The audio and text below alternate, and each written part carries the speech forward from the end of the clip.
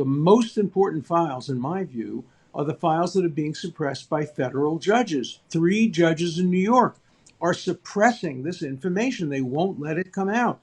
And there is tremendously important information in those files. So you're not going to get a complete disclosure through Congress or through the Justice Department or through the Trump administration. To get a complete and full disclosure, there must be disclosure by the judges. Pressure for the White House to release all the Epstein files continues to grow after Donald Trump featured heavily in emails sent from the convicted sex offender about the US president. The White House maintained Trump hasn't done anything wrong, despite Epstein saying in emails from 2018, "I know how dirty Donald is, and I am the one able to take him down." It's also been revealed that Donald Trump spent hours in the company of a victim, and that victim, it turns out the White House confirmed, was Virginia Giuffre. Well, let's speak to Jeffrey Epstein and Donald Trump's former attorney, Alan Dershowitz now. Alan, good evening to you. Good evening. Thanks for having me. Look, pleasure. Thanks for being with us. Lots of documents released, over 20,000 pages of emails. Is this all the Oversight Committee has on Donald Trump? Is this really all there is to be revealed on Trump, do you think? Absolutely not. I know for a fact that there are depositions and testimony of crucial witnesses that are being deliberately withheld by federal judges in New York. Efforts have been made to try to disclose them. I wanted everything disclosed when I was falsely accused. I immediately said I want every record disclosed. I waive every right to privacy, every lawyer-client privilege, every other privilege, because I knew I was innocent and I knew that the allegations would be disproved by disclosing everything. And of course, Virginia Giuffre ultimately admitted that she may have confused me and misidentified me. So it's very important for innocent people who are accused to have everything disclosed, including the names of the accusers, because the names of the accusers may provide information showing that at least some of the accusers may have made up these stories. There are some accusers who've gotten money who've never even met Jeffrey Epstein. Yeah, there is also the issue of them, potentially then revealing their identity and that they were sexually assaulted or worse. Alan, just do me a favour. If you're a little bit away from a microphone, can you come a little bit closer towards it? Because we've got a lot of background noise from you, and I just want you to be as clear as possible for our listeners. So, look, you support releasing, redacting or unredacting all the names in these files, essentially. Yes, I do. And any adult, and remember, all of the people who accuse are now in their 40s and 50s. They're not children, they're adults. Many of them are suing, collecting money. They're accusing people.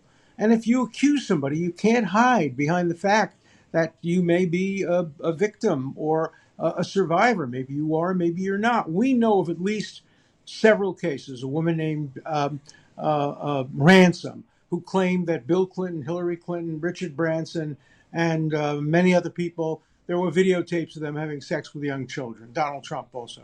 And she ultimately admitted she made the whole thing up. There are others as well. Most of the victims are telling the truth. Some are not. And due process requires that anybody who's accused have an opportunity to confront their accuser. That's what I did. I succeeded. And I think everybody else who's been falsely accused should have an opportunity to prove that. Those who have been truthfully accused, obviously, they should be held accountable. Let's talk about Donald Trump. In one of the emails dated January 2019 and sent to the columnist and author Michael Wolff, Epstein said of Trump, of course he knew about the girls. He asked Ghislaine to stop. I mean, what is your understanding of what Donald Trump knew? We know he spent hours in the company of one victim, and that victim, the White House then confirmed, was Virginia Giuffre. She was a big Trump fan, actually never suggested any inappropriate behaviour from Donald Trump. She was a big fan of him and was so until the day she sadly took her own life. Yes. But can we interpret this to mean that Trump actually knew more about this than he let on? Well, it's obviously not true. Virginia Giuffre herself said she never met Donald Trump. She saw him, but she never met him. So the idea that Jeffrey Epstein says she spent hours with Donald Trump, why are you suddenly believing Jeffrey Epstein? Suddenly he is the credibility expert, the man who everything he says must be truthful. We know he was manipulative. We know he was out to get Trump. And so we have to view everything he says with great skepticism.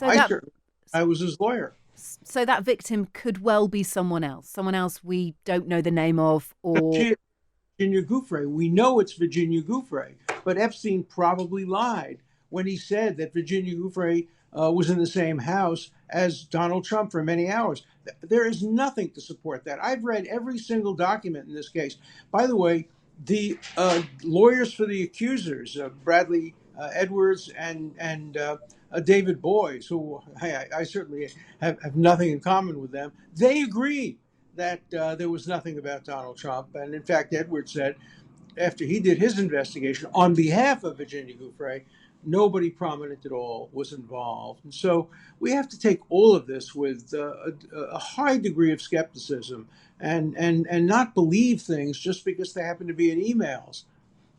You represented Jeffrey Epstein, and then your relationship soured. You did continue a professional relationship, we understand, but any social encounters, anything beyond It was crazy.